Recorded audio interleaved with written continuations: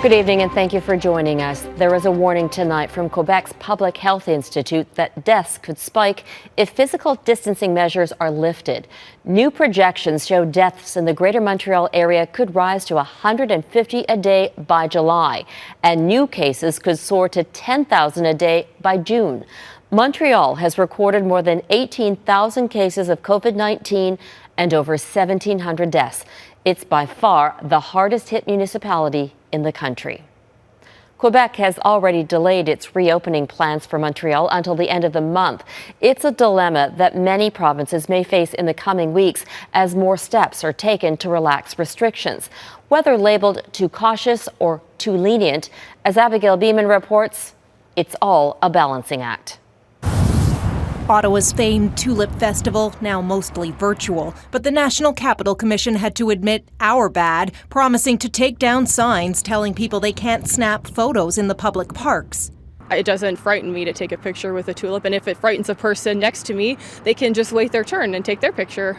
A flowery example of the balancing acts underway. As Ontario announces it will reopen provincial parks, it's also so short on frontline help, it's working to get school board staff like custodians and psychologists into long-term care homes and hospitals. We are committed to ensuring that their staff could enter safely, could make a difference, could retain their own benefits. I don't think we can all stay locked down until there's a vaccine. There might never be one, but I'm worried that people will move too fast.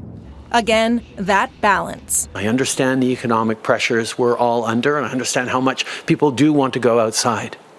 But we need to do it in ways that we are sure are going to keep people safe. Because the last thing people want is a few weeks from now being told, okay, we loosened the rules and now COVID's spreading again and you're all going to have to go inside for the rest of the summer. The Prime Minister consistently careful not to weigh in on any province's plans, saying he's concerned about his home province, Quebec, just as he is about the rest of the country.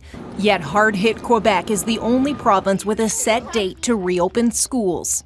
Reopening comes with its own challenges. New Brunswick issued this detailed guide, including what to do if you can't keep 2 meters apart. There's ways to be creative. Can you put barriers up in such a way? Do you have booths in your restaurant that can, maybe if you put up a piece of plexiglass or something that raise the top of the booth a little higher? Pay for it all now. Businesses in other provinces feel they've been given no specific guidance.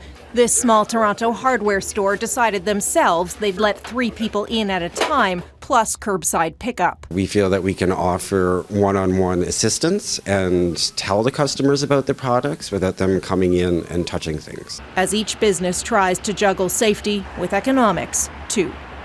Abigail Bimman, Global News, Ottawa. Here's a look at the situation in Canada tonight. More than 67,000 people have tested positive for COVID-19, and more than 4,600 people have died. Ontario is nearing 20,000 confirmed cases, adding more than 300 in the last 24 hours. More than 1,500 people have died in that province.